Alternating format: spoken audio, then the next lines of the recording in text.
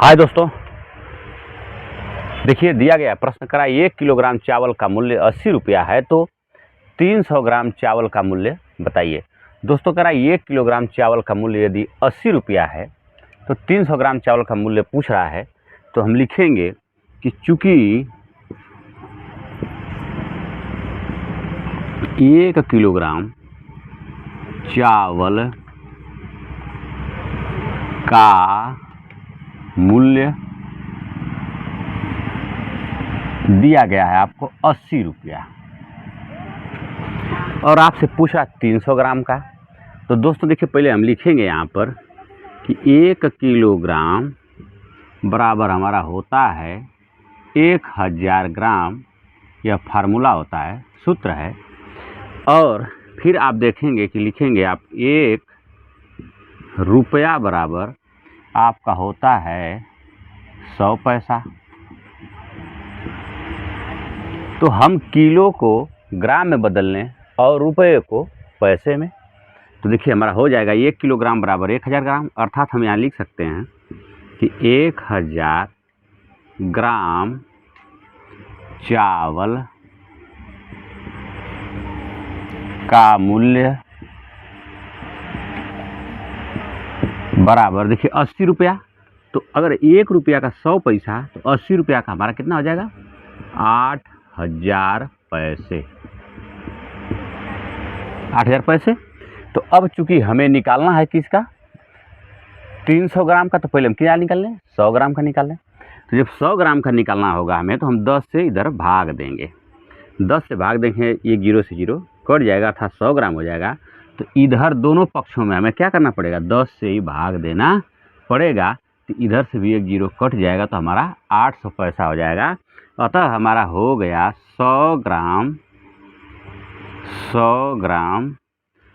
चावल का मूल्य बराबर 800 पैसे, या 1 रुपया में 100 पैसा, तो 800 पैसा में 8 रुपया हमारा हो जाएगा। देखिए अर्थात 100 ग्राम का हमारा हो गया 8 रुपया।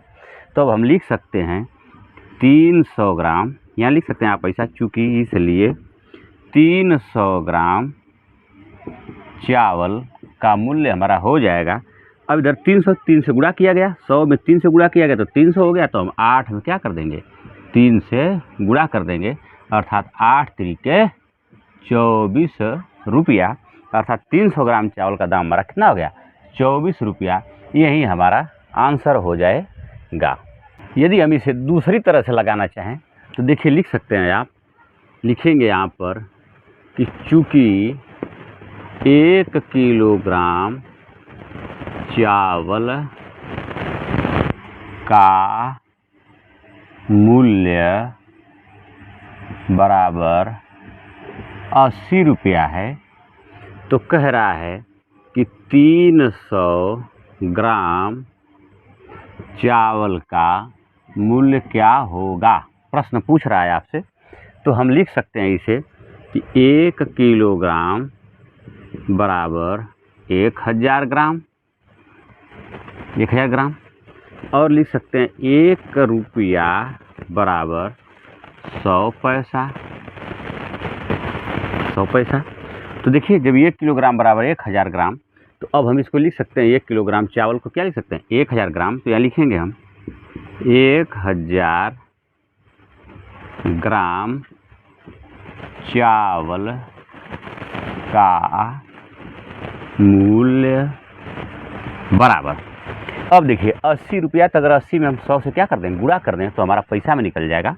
तो हम लिख सकते हैं इसको 80 या गुणते 100, या डायरेक्ट इसको लिख सकते हैं आप 8000 पैसे। कहने का अर्थ हुआ कि 1000 ग्राम चावल का मूल्य हो गया 8000 पैसे। तो हम सबसे पहले क्या करें 1 ग्राम का निकाल लें।